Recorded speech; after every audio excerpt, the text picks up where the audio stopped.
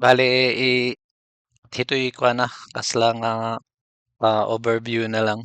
I-testing uto Integra 1,000. So, ay sample ang price na 2 per kilo. Amnan din sample ang price na per sack kaya cost na 1,700, retail 2,000. Baga sample. So, 1,700 di muna iset. Tapos, ay umununan aton niya since adi makalako te zero sacks pati kilogram. Sorry. So, ay umununa ya ito ya inventory correction tapno mon enter hi beginning inventory. Halimbawa, waday ah, existing kwan. So, Integra 1,000.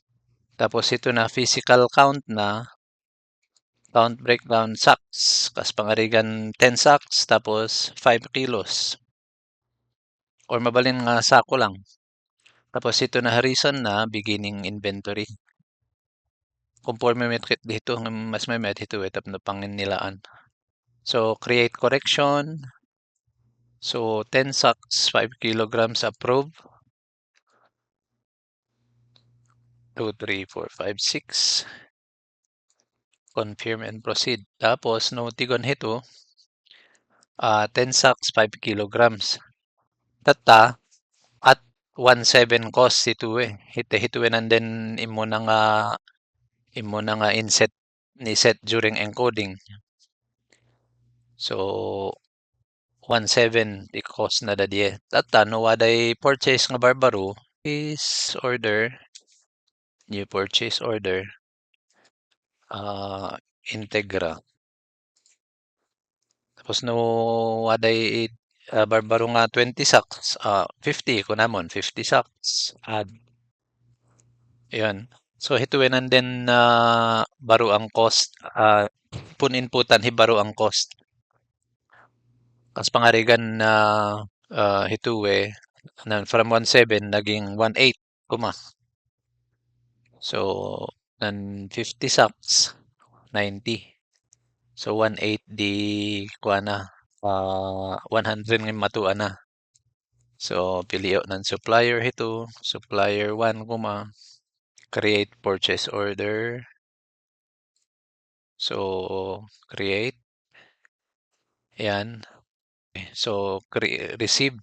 I-receive mo nan din kuan tapos quantity received so 50.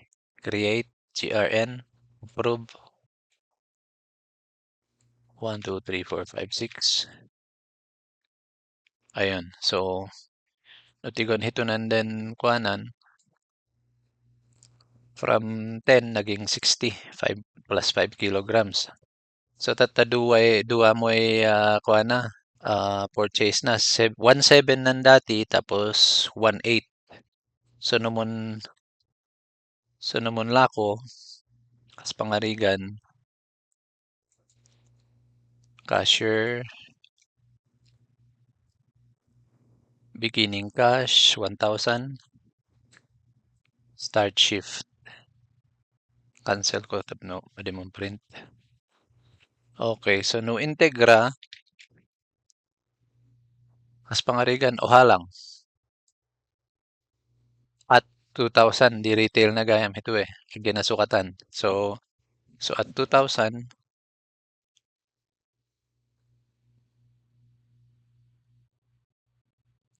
automatic ko mga mong print.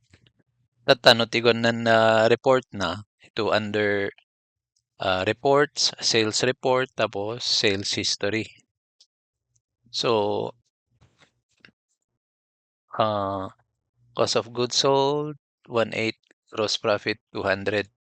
So kasla instead nga nan dati nga 1,700 kuma tapos retail na ya 2,000 kasla nan dati ya 300 kuma since waday purchase nga 50 in average na nga kasla 1,800 di oha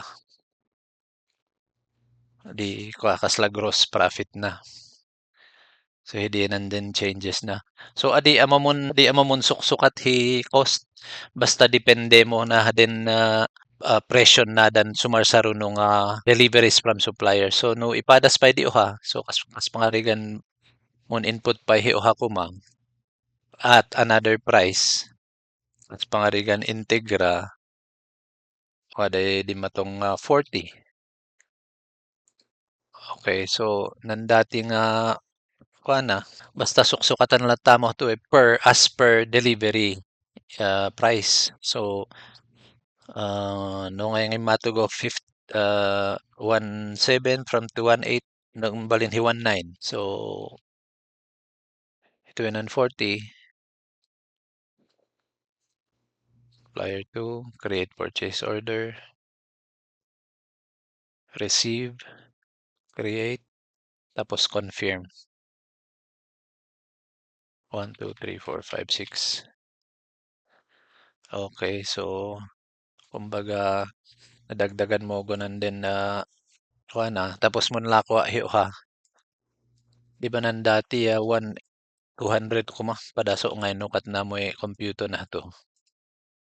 Assume nga oha pa oha ni antap no nalaka nga ma-compute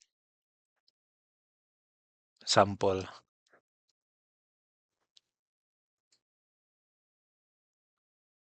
So patigon ng report, sales history. Okay, so dihundan na niya oha lang ang 200. So namunlakot ako makuhaya bale duay mo 400 mo kang mga MSIN so aday barbarugo nga presyo bukon mo 400 in average na lata mo nga at hinay profit at hindi i-average na lata mo. So no wada pa di question or mistake ito. Mabalin nga kuan ito nan revenue. Basta hay kuan na to ya quantity times retail ito nan kuan na 4,000. So since retail na 2,000 duay na lako ito